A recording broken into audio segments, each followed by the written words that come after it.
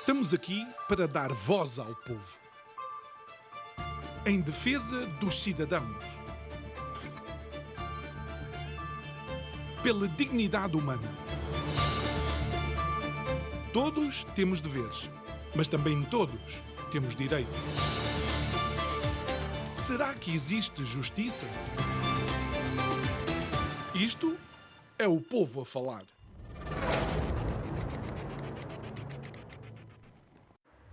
A beleza da paisagem da região de Leiria é histórica e podemos encontrá-la em diversos registros, não só contemporâneos, tal como eu disse, ao longo da história, nos mais diversos momentos da existência do nosso país. A verdade é que quando colocamos as nossas vistas em Leiria, quando colocamos os nossos olhos na paisagem que é oferecida, tanto o rio como o mar estão presentes, tanto monte, campo e montanha estão presentes, e de tal forma presentes que um dos casais mais famosos da nossa história optou por viver aqui e tinha aqui não um, mas vários palácios. Estou a falar do rei Dom Dinis e da sua esposa, a rainha Santa Isabel. A questão que temos que colocar no ano em que estamos é que seria capaz Dom Dinis e a rainha Isabel de encontrar uma casa da maneira que o mercado está aqui mesmo em Leiria. E isso não é responsabilidade de quem aqui vive, é responsabilidade de alguns dos nossos decisores políticos. A verdade é que sem casa, ninguém vive descansado. Digo eu, que não percebo nada disto, mesmo estando em Leiria.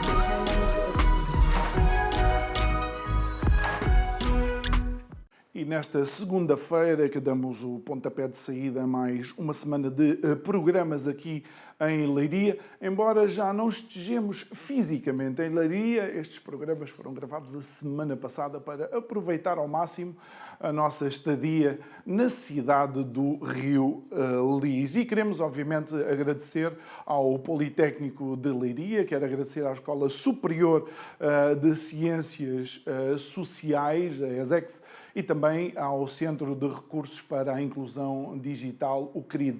Hoje, especialmente, quero deixar também um agradecimento para o Núcleo de Bibliotecas dos Politécnicos em Portugal, que nos permite este pequeno espacinho para nós termos a nossa conversa de hoje.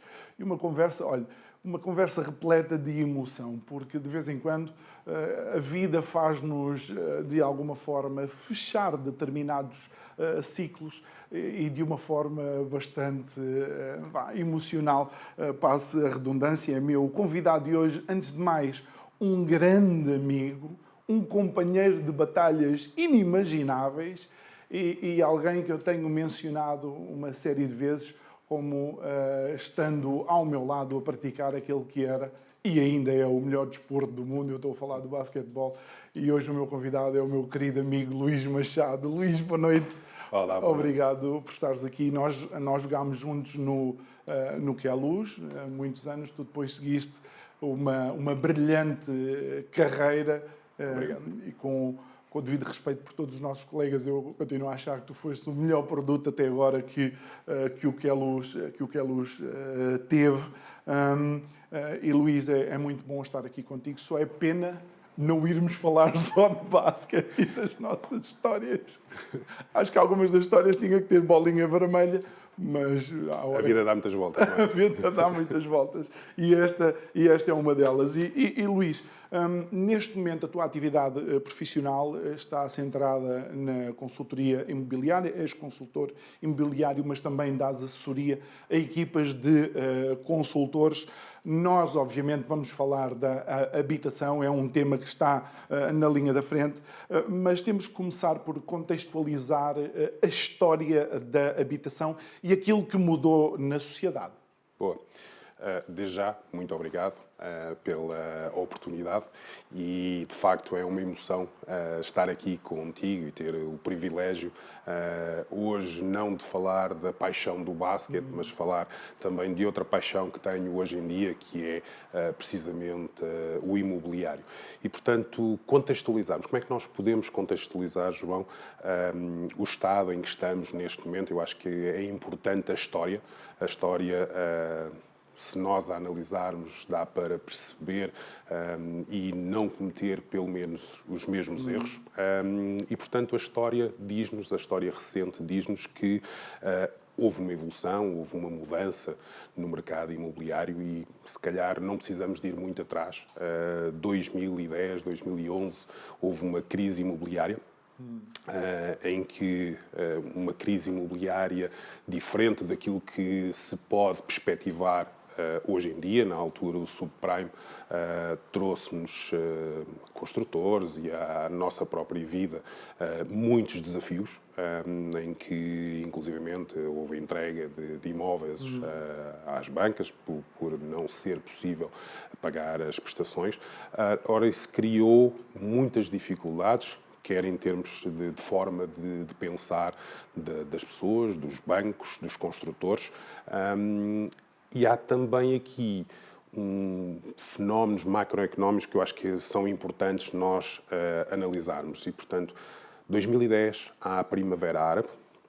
A Primavera Árabe traz-nos uma oportunidade ao país que tem a ver com o turismo e, portanto, a deslocação do turismo para Portugal, e isso faz com que... Alguns dos países afetados eram nossos concorrentes e são nossos concorrentes diretos em termos de turismo. Sim, sim. Maioritariamente Norte da África e, portanto, e muito bem, Portugal percebeu que havia aqui uma oportunidade de capitalizar o nosso país com as belezas que tens e, portanto, fez uma promoção muito bem feita e isso trouxe resultados. Resultados que depois se refletem numa taxa de desemprego mais baixa, que se refletem numa maior confiança das pessoas na habitação e na compra de casa, até porque as taxas de juros baixaram significativamente. Há relativamente pouco tempo tínhamos a Euribor negativa, portanto, que não é uma coisa normal e que esteve a níveis históricos, o dinheiro estava muito barato mesmo, e, portanto, estes dois fatores fizeram com que as pessoas tivessem confiança e avançassem para a aquisição de imóveis, e depois também porque, de alguma forma, o mercado de arrendamento nunca foi uma opção muito viável.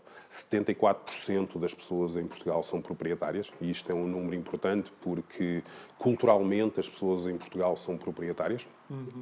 E, portanto, aquelas que não são, de alguma forma, ou ainda não têm idade e, portanto, não têm rendimentos, ou ainda não encontraram a solução financeira para poder fazer esta aquisição, mas, de facto, em termos de mentalidade, é uma mentalidade... Isso é paradoxal, porque há muitos países com maior produção de riqueza, maior PIB per capita, e, no entanto, o índice de proprietários é substancialmente menor do que o nosso. Não é? Precisamente, João, um número normal. Normalmente há uma percentagem de arrendamento muito superior e podemos, lá está, mais uma vez analisar esse fator, o porquê dessa situação e, obviamente, que tem a ver com a parte cultural, por um lado, do português, da forma de pensar do português, mas também tem a ver, de alguma forma, com os senhorios não se sentirem, os investidores não se sentirem seguros a colocar os seus imóveis para arrendamento, quer seja políticas jurídicas que é muito complicado, se por acaso tirar um inquilino, se por acaso não estiver a fazer o pagamento, portanto é moroso, e por outro lado também a fiscalidade não é interessante na maioria das vezes para estes senhorios. Outra questão que eu tenho ouvido muito é a própria degradação do imóvel, que muitas vezes o proprietário encontra após conseguir finalmente, por exemplo, executar o despejo de um inquilino que não seja cumpridor, não é? Ou seja, o risco é elevado e, portanto, na perspectiva do investidor, quanto maior é o risco, maior terá que ser depois a recompensa, a rentabilidade deste imóvel. E, portanto, nós vemos, por exemplo, há um número interessante atual que a taxa de esforço para o arrendamento, por exemplo, em Lisboa, chega aos 80%. E, portanto, isto acho que diz muito da realidade atual. Quando falamos de taxa de esforço, só para conseguir, estamos a falar do percentual que ocupa no rendimento de uma família? Exatamente. Portanto, o salário menos as despesas com créditos, a 80% vai para o pagamento da renda da casa.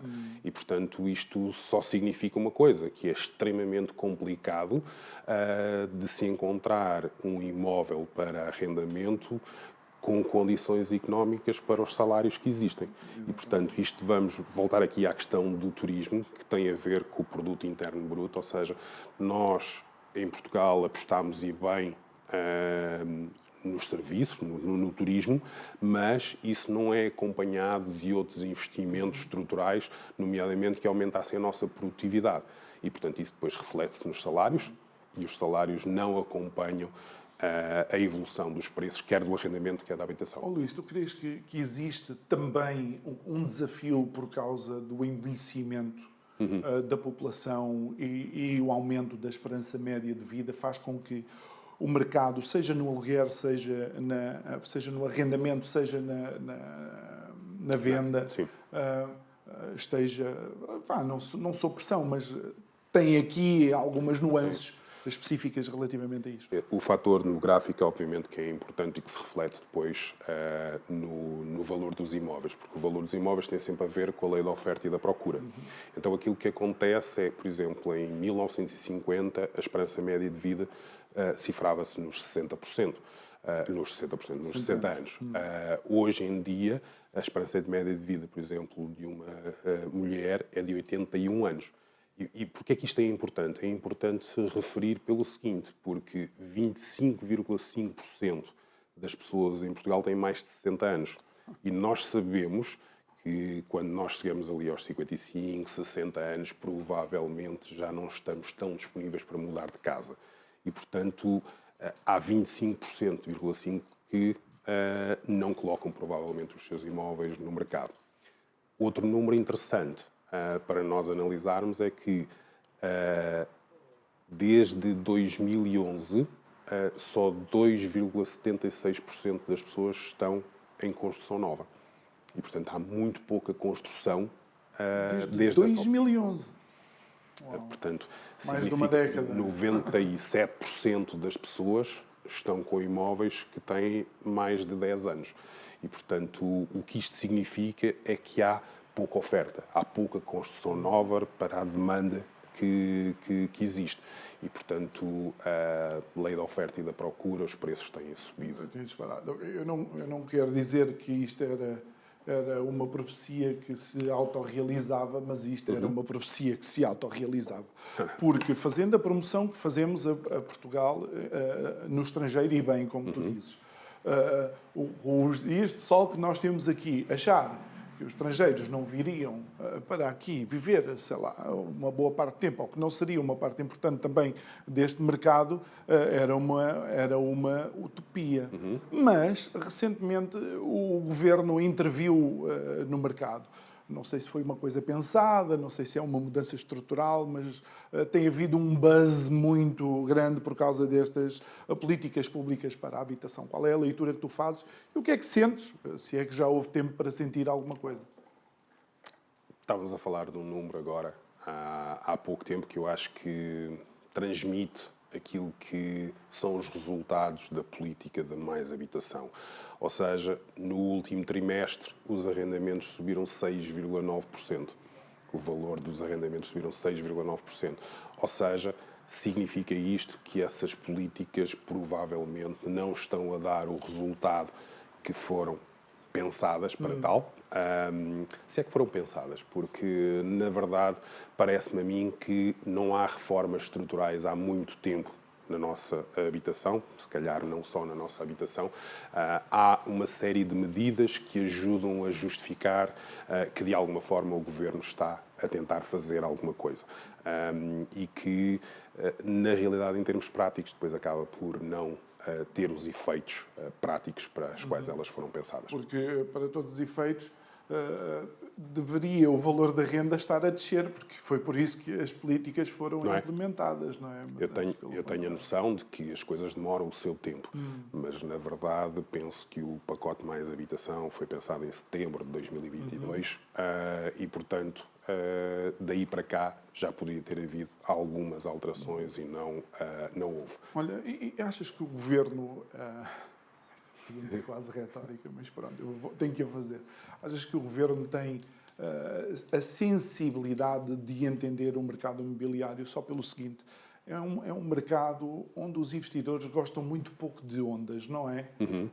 O investidor gosta que as coisas estejam mais ou menos planeadas, porque a casa não se faz de um dia para o outro, o prédio não se constrói de um dia para o outro, a promoção não se faz de um dia para o outro. Achas que falta essa visão? Eu penso que é extremamente complicado um investidor pensar em investir em Portugal, porque são tantas as mudanças em tão pouco tempo. E estamos a falar, por exemplo, da fiscalidade. Sim, alterou-se no programa Mais Habitação, há um benefício fiscal em vez de ser na tributação, em vez de ser de 28%, passou a ser de 25%.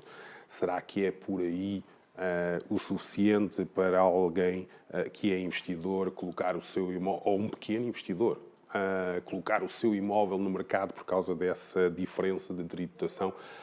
Parece-me a mim que não. Não é isso que vai fazer e motivar um investidor. Por outro lado, por exemplo, podemos falar de turismo local, não é? Que houve uma alteração que agora, para se poder ter a licença, o alojamento local, 100% do condomínio tem que dizer que sim. E será que esta medida é acompanhada de alguma forma também para os hotéis? Parece-me que não, e parece que é uma medida apenas para dizer que não foi o Governo a dizer que não se pode ter mais alojamentos locais, é o condomínio que está a dizer que não se pode ter alojamentos locais, mas, por outro lado, está-se a construir hotéis ao lado. Luís, os condomínios às vezes não chegam a acordo sobre o vaso que é para pôr à porta, debaixo das caixas de correio. E há pouco tempo ser investidor a nível de alojamento local era uma coisa muito interessante para o Estado e, de repente, muda-se as regras todas deste jogo.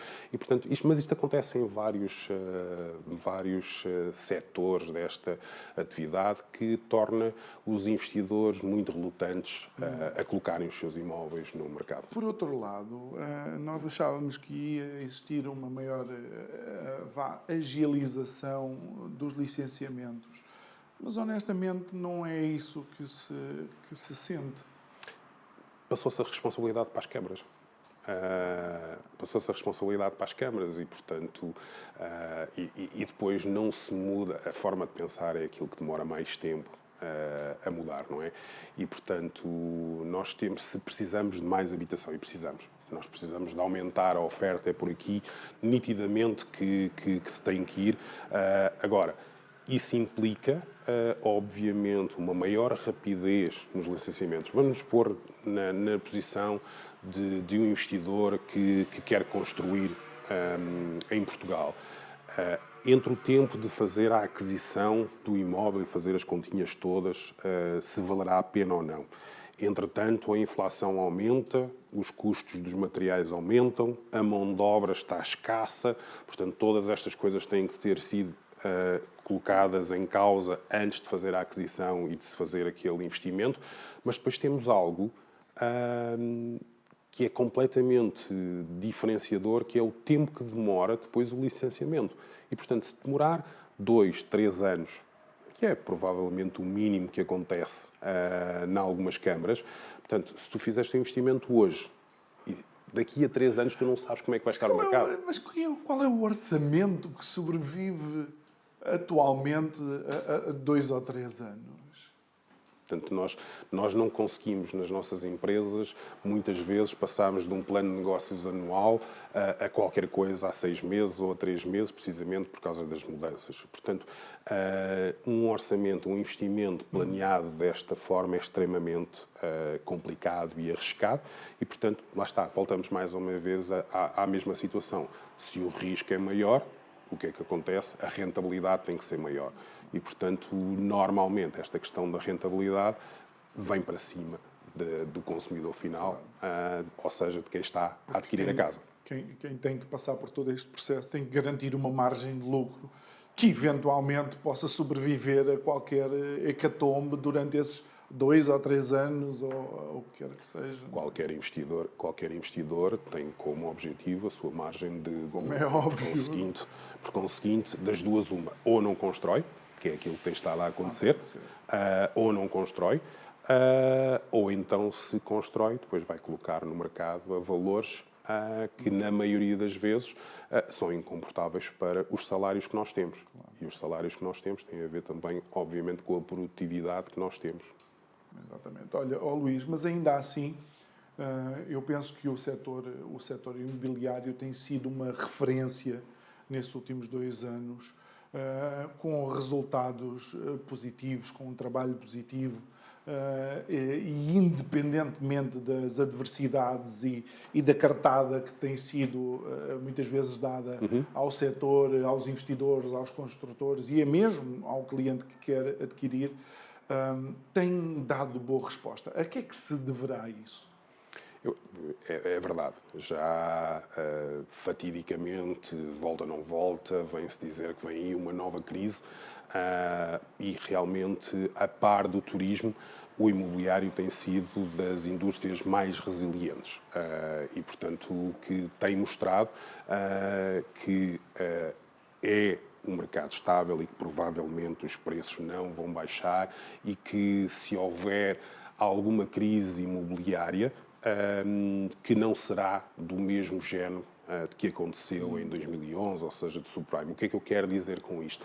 Que essa crise imobiliária provavelmente será um aumento das dificuldades de aquisição, uma diminuição eventualmente da procura, mas aquilo que nós estamos a sentir também é uma diminuição da oferta. E porquê a diminuição da oferta? Porque aquelas pessoas que estavam ativamente no mercado para comprar um imóvel, muitas delas tinham que vender o seu imóvel para comprar. E aquilo que se aperceberam, e acho que é outro tema interessante, aquilo que se aperceberam é que já na altura era complicado para elas, dentro do orçamento que tinham disponível, encontrar um imóvel com as características que pretendiam. Com o aumento das taxas de juros, que foram muito significativas e muito rápidas, aquilo que acontece é que se antes tinham 180 mil euros de orçamento disponível, hoje em dia se calhar tem 140 mil euros, e se já era difícil por 180 mil euros encontrar o imóvel, agora por 140 mil euros é impossível. E, portanto, saem do mercado. Ou seja, sair do mercado significa que aquele imóvel também deles não está para venda, porque eles perderam a confiança de conseguir encontrar dentro daquilo que queriam. E essa é a razão principal pela qual os valores não baixaram, porque o valor tem sempre a ver com a lei da oferta e da procura, baixou a procura, mas baixou significativamente a oferta. Luís, mas tu crês que, se imagina esta situação hipotética, que de um dia para o outro todos esses imóveis que não estão no mercado, se entrassem no mercado, ainda assim não era suficiente para a procura e para as necessidades que existem, pois não? Não. E daí voltamos à questão da construção, não é? Da necessidade de haver construção e de serem colocados novos imóveis no mercado. Não era suficiente para a procura que existe. E a questão principal que eu vejo aqui, e esta é a parte boa e daquilo que eu não acredito que haja uma crise no imobiliário, que muitas das pessoas, por exemplo, deixaram de comprar casa em 2020, deixaram de comprar casa em 2021, 2022, à espera que houvesse a tal crise e conseguissem adquirir o imóvel por valores melhores por causa dessa crise. E eu não acredito que isso aconteça, porque, na realidade, se nós formos a ver, nos últimos... não é preciso ir muito mais longe do que isto. Desde 2016, os imóveis valorizaram mais de 60%.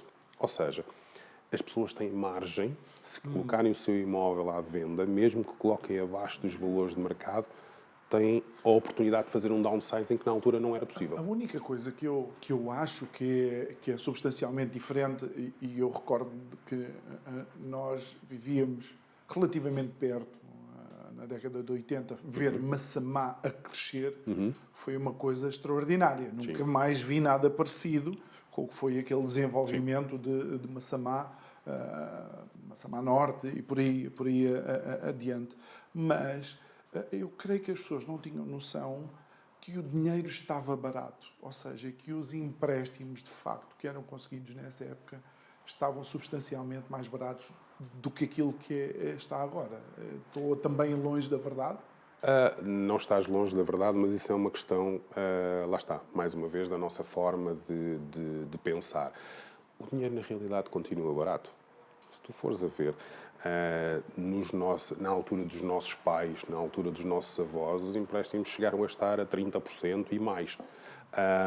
E, portanto, por isso é que nessa altura também muitas das famílias iam para o arrendamento e não para a aquisição. Desde que nós entramos na Comunidade Europeia, de uma maneira geral, essas taxas de juros têm vindo a descer, mas se nós formos a ver 4, 5%, que hoje em dia está a taxa de juros para a aquisição de um imóvel, eu não me interpretem mal nisto que eu vou dizer. Obviamente que quem tinha a Euribor negativa e agora está a 4%, tem um acréscimo significativo na sua prestação. E, portanto, não estamos aqui a desvalorizar de forma alguma as dificuldades que algumas das pessoas estão a passar neste momento ou que poderão vir a passar. Agora, a questão é esta: 5% de taxa de juros para a aquisição do imóvel continua a ser um valor muito baixo comparativamente à média dos últimos 30 anos. Okay. E, portanto, realmente, se calhar, significa é que nós provavelmente não poderemos estar num imóvel com tantas condições, mas continua a ser o melhor investimento que uma família pode fazer no imóvel. Se nós repararmos, todas essas pessoas que compraram em 1980, provavelmente hoje não devem nada do seu imóvel e provavelmente o imóvel que compraram por X vale 300 ou 400% mais do que aquilo que fizeram a aquisição. Eu costumo dar este exemplo, e eu conheço um casal de Portimão, que ela trabalhava num hotel a limpar os quartos, ele trabalhava no restaurante do hotel. Compraram a casa deles, depois compraram uma casa para o primeiro filho, depois compraram uma casa para o segundo filho. Estamos a falar naquela fase de transição, década de 70, 80, início da década de 90. Mas também são essas pessoas que estão a ser penalizadas com este forcing relativamente ao alojamento local, ao aluguer coercivo. Quer dizer, é que não são pessoas ricas. Sim. São pessoas que geriram bem os seus recursos e agora se veem confrontadas com uma possibilidade de ver o governo a intervir de uma forma coerciva. Será que isso vai acontecer? Será que o governo... A ideia foi lançada, não é? Mas só isso não foi o suficiente para deixar o mercado. E voltamos a falar àquela instabilidade, não é? São essas coisas que... E voltamos um bocadinho ao início da nossa conversa. Será que foi realmente pensado essas medidas? Será que foi realmente analisado? O governo diz que sim, que já estavam a ser pensadas. Na realidade, medidas desesperadas para situações desesperadas normalmente dão mau resultado. E aquilo que me parece é isso mesmo, ou seja, a partir do momento em que se anuncia um arrendamento coercivo, o que é que acontece a toda a gente? Então, É o medo.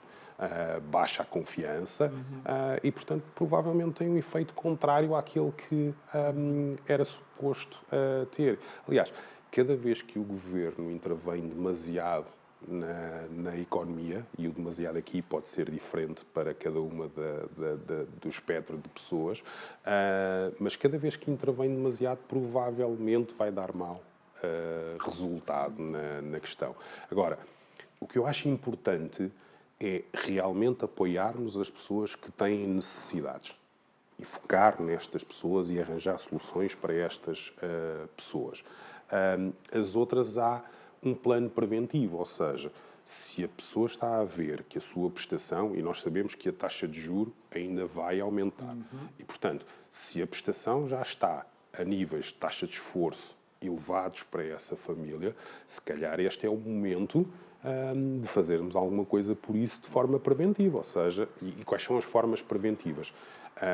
Uma coisa poderá ser reanalisar o crédito. Outra coisa será, vamos fazer um downsizing, vamos procurar um imóvel com outras características, se calhar ajustar ao tamanho da família, se calhar deslocalizarmos para uma zona em que os valores sejam mais baixos, ou então para um imóvel mais antigo, mas vamos reajustar. E este é o momento, talvez, para a maioria destas pessoas que se encontram nesta situação, de fazer esse reajuste. Sim, porque quanto mais tarde, pior, não é? Até porque, de facto, como o BCE já disse, portanto, as taxas de juros é para continuar altas ou até para aumentar. E uma vez que falaste em deslocalizar, e porque a tua cidade também é aqui, esta região e esta zona de Leiria, há muitas pessoas que dizem que este tipo de medidas se sentem de forma diferente nas grandes cidades, e Leiria também é uma grande cidade, não é? Mas que Lisboa e Porto é que sentem o impacto. Também o sentistes em Leiria, também...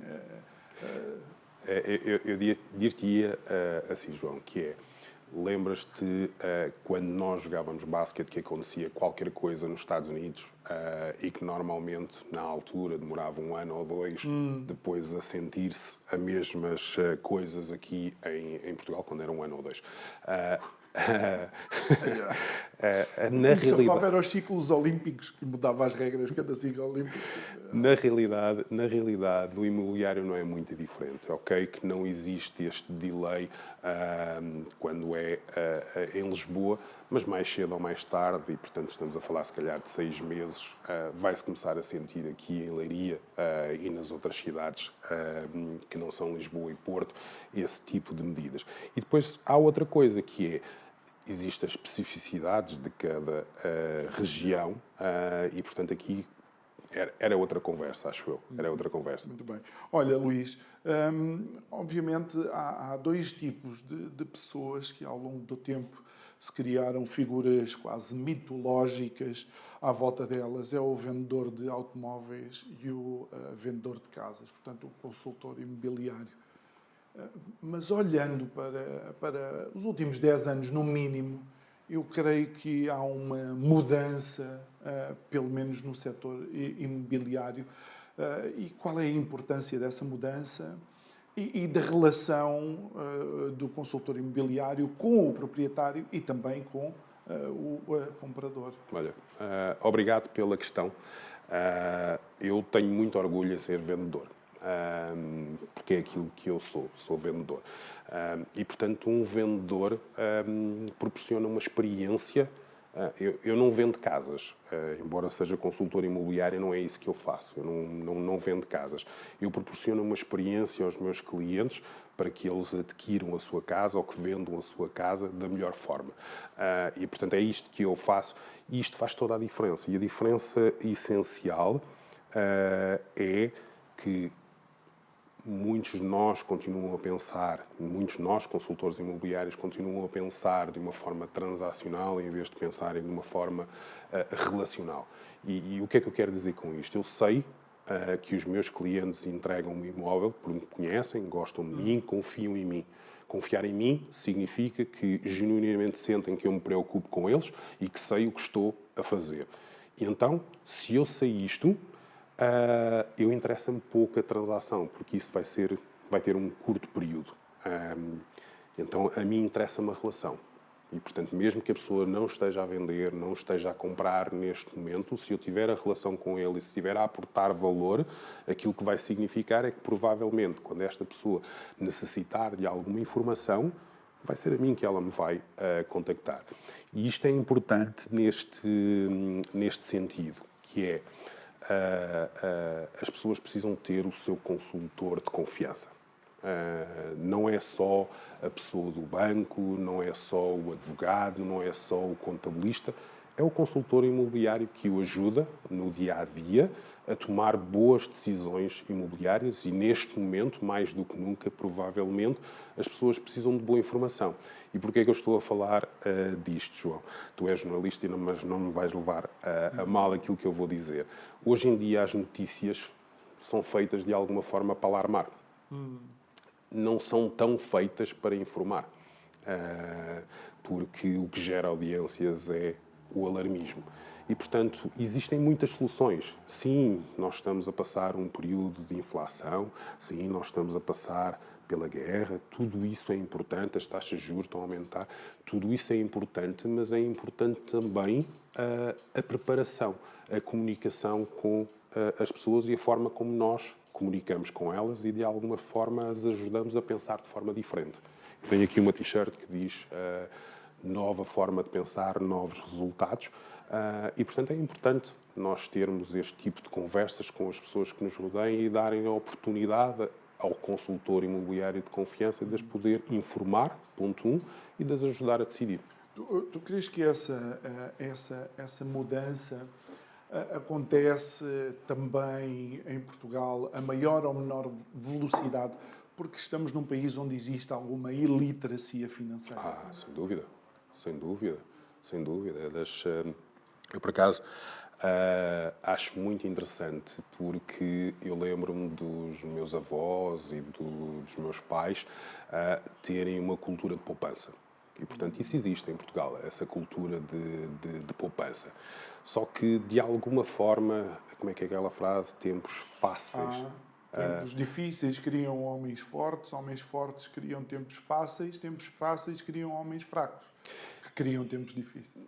E, portanto, aquilo que nós, de alguma forma, estamos a passar hoje em dia é, mais ou menos, os tempos foram fáceis nos últimos anos e, portanto, criaram pessoas fracas. Mas é importante também, a nível educacional, não só a poupança, mas a criação de investimento, e para isso é preciso a tal literacia financeira, que, se nós formos a ver, e nós estamos aqui no Politécnico de Leiria, se nós formos a ver ao longo do nosso percurso... E na biblioteca. Se nós formos a ver ao longo do nosso percurso, quantas vezes é que nos despertaram para essa literacia financeira? Quantas vezes é que nos despertaram, não só para a poupança, mas para nos ensinar a investir? A própria academia, a escola, tem um papel importante, ou deveria ter um papel importante nessa área. Mas, Luís, deixa-me usar aqui alguma da nossa experiência a nível de desporto. Uma das coisas que nós fazíamos sempre depois de um jogo, fosse uma vitória ou uma derrota, é analisar como as decisões que tomámos, aquilo que fizemos, o que resultou, o que não resultou. Não achas que numa decisão tão importante na vida de uma família ou de uma pessoa, que é a aquisição de um bem imobiliário, de uma casa, também deveria haver, digamos, esse cuidado? Ok, tomei esta decisão, mas agora deixa-me lá ter uma nova visão sobre a decisão que eu tomei. Sim, mas eu aí vou para uma forma de pensar de autorresponsabilização. O que é que eu quero dizer com isto? Eu acho que os consultores imobiliários têm muita responsabilidade nisso, ou seja, não é só as pessoas que não procuram o consultor imobiliário ou que eventualmente têm uma percepção equivocada do consultor imobiliário. Eu acredito que o consultor imobiliário também teve vida fácil nos últimos tempos e, por conseguinte, não teve aquela necessidade de ganhar conhecimento, de melhorar enquanto profissional e enquanto pessoa, porque para nós alcançarmos primeiro de tudo temos que ser, não é? E por conseguinte, a autorresponsabilização que eu quero dizer aqui é que é importante nos tempos que correm, eu acho que sempre, mas nos tempos que correm ainda mais, porque as coisas mudam muito mais rapidamente do que antes, as pessoas estarem a ganhar, os consultores imobiliários estarem a ganhar conhecimento. E um dos conhecimentos que eu acho que é importante é precisamente este, a comunicação. Mas nunca como antes, ou nunca como agora, houve tanta oportunidade para o consultor imobiliário de se posicionar e comunicar e, por exemplo, eliminar o ruído da comunicação social que nós estávamos a falar há pouco. Nós hoje em dia temos redes sociais, nós não precisamos de ir para a televisão, como eu estou aqui hoje, e obrigado por isso, mas não precisamos de vir para a televisão. Nós temos a oportunidade nas redes sociais, no YouTube, de comunicar e de realmente fazer percepcionar as pessoas de outra coisa. Uma das coisas extraordinárias e que de facto se viu a mudança é que tu se olhares para determinados consultores, isto talvez seja o defeito daquilo que eu estou a fazer em termos de televisão, alguns são capazes de fazer visitas às casas em vídeo que eu coloco no YouTube, que são absolutamente fantásticos, que era um programa que até se punha, olha, vem visitar uma casa com este consultor super animado, não é? E são dessas ferramentas que tu estás precisamente a falar.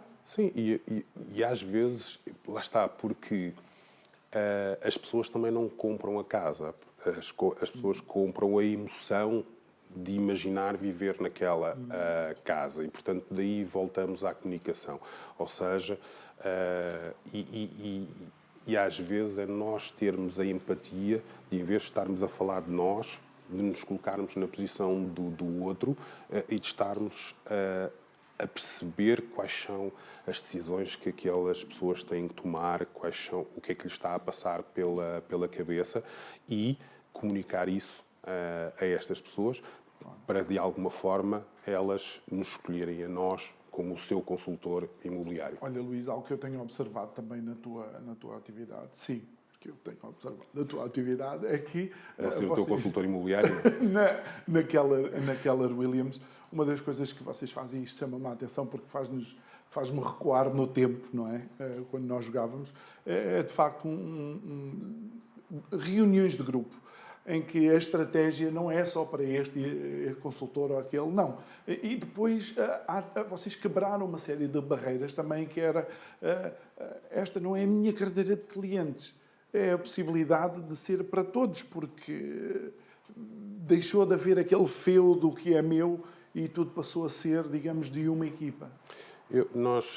De uma equipa que é uma equipa de consultores, independente da empresa que representam. É isso que nós acreditamos. Acreditamos que o conhecimento deve ser partilhado, acreditamos que juntos somos mais fortes, chegamos mais longe, mais rápido e, por conseguinte, não temos aquela mentalidade de esconder a informação e tudo isso. Aliás, porque, na realidade, a informação hoje em dia está disponível em todo lado. E, portanto, nós posicionamos para ajudar os consultores a chegarem a outros patamares e, para nós, o consultor imobiliário é que é o responsável depois pelo cliente final. Ou seja, nós não temos necessidade, a maior parte das pessoas não conhece aquela Williams.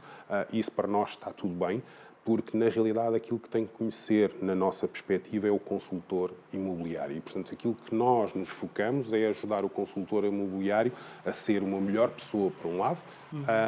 O que vai fazer, se ele for melhor pessoa, vai fazer com que ele seja um melhor profissional. E isto, nós partilhamos esta informação e esta forma de estar, esta cultura, com todas as empresas. Até porque uma das coisas que nós mencionámos há pouco, este é um mercado que está cada vez mais empático, não é? Tem a ver com a relação e não com transação. Luís, tu podes ser um ótimo vendedor e, no entanto, para um determinado cliente, eu ter as características certas para vender aquele imóvel àquele cliente. É isto? Sim. Nós não gostamos todos de branco. E, portanto, eu posso não ser especialista naquela área, porque eu não tenho que ter o conhecimento todo. Muitas vezes, mais uma vez, e acontece aquilo que no basquete. Tu eras um marcador de pontos, havia outras pessoas que tinham outras características e aportavam outro valor. Eu não quis dizer isso. Tu também não eras um grande defensor, não me lembro. Olha agora. Nós estávamos os dois do mesmo lado. Estávamos aqui a falar tão bem. Defende! Estamos Vai descambar. Estávamos aqui a falar tão bem. Pronto. Vamos voltar ao imobiliário. Vamos a falar de imobiliário. Sim. E então, se cada um aportar a sua competência, a equipa em si... Aquilo que nós notamos hoje em dia é que existe escala, existe... O consultor imobiliário especializa-se e depois tem uma equipa à volta dela. Portanto, aquilo que nós estamos a ver na evolução da parte da consultoria imobiliária é cada vez mais haver equipas imobiliárias. E, portanto, esta equipa imobiliária significa que cada um deles é especialista versus aquilo que acontecia de antes, em que havia uma pessoa que fazia tudo. E, portanto, hoje em dia é impossível trabalharmos dessa forma. Muito bem. E Luís, mais uma vez, o que é que tu achas, e uma vez estamos já a entrar nos últimos 5 minutos, o que é que tu achas que seria importante em termos de futuro? E claro, tu és uma pessoa de assumir o controle da situação, não é? Bola no último segundo, não tem que meter medo a ninguém. Mas as pessoas também precisam de uma perspectiva de futuro. O que é que achas que pode ou deve acontecer ao mercado para que esta dinâmica saudável volte a existir? Vamos olhar aqui em várias perspectivas. Primeiro, começar pela perspectiva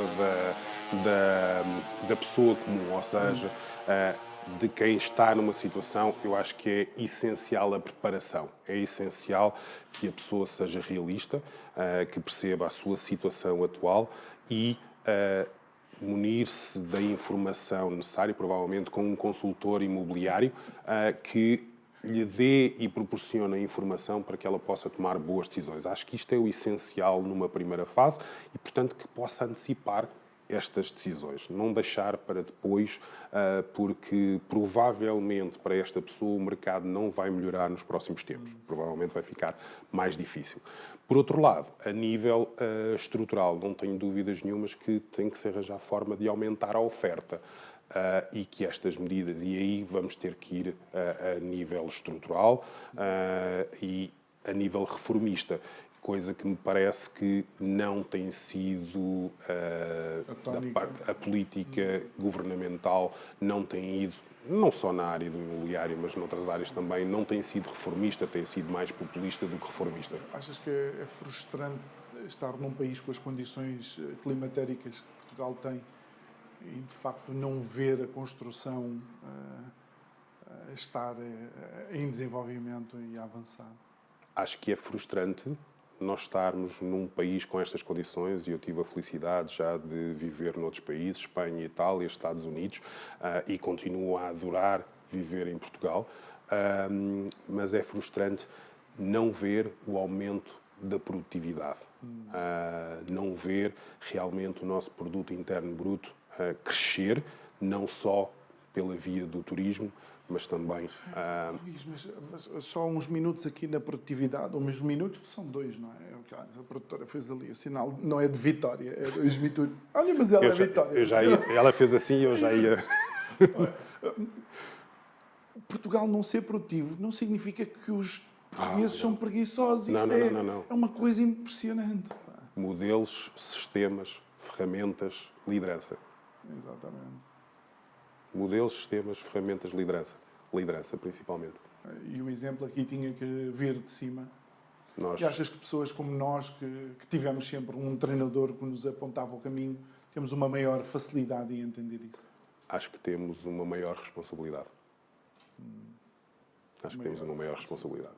Muito bem. E Luís, para os últimos 30 segundos, também esta situação não tem que ser uma fatalidade. Não é uma fatalidade. De todo, não é uma fatalidade. Há soluções. Há soluções. Agora, é preciso comunicar, é preciso ir à procura dessas soluções, é preciso não estarmos tão atentos à televisão e às notícias e à informação que está aí e procurarmos a informação especializada. E a informação especializada está, às vezes, ao alcance de um cliquezinho, não é? Podem telefonar. Muito bem. Olha, Luís, muito obrigado por ter estado aqui obrigado. Comigo, de facto. Eu preferia ter falado de basquete, mas já que também tens a paixão fica para outro programa. Sobre o imobiliário, fica para um programa sobre alta competição que seria muito importante fazer em Portugal, porque eu vejo cada vez mais jovens a ir para o pontapé na bola, mas depois não acabam de se formar e depois, olha, não sei o que é que eles fazem da vida deles. Luís Machado, muito obrigado mais uma vez por estares aqui. Cumprimentos à tua mãe, que faz parte não só da tua história, mas também da minha história, faz favor. E muito obrigado a si que nos acompanhou esta segunda-feira, que foi pontapé de saída desta semana de programas em Leiria. Quando consiga amanhã, boa noite e obrigado.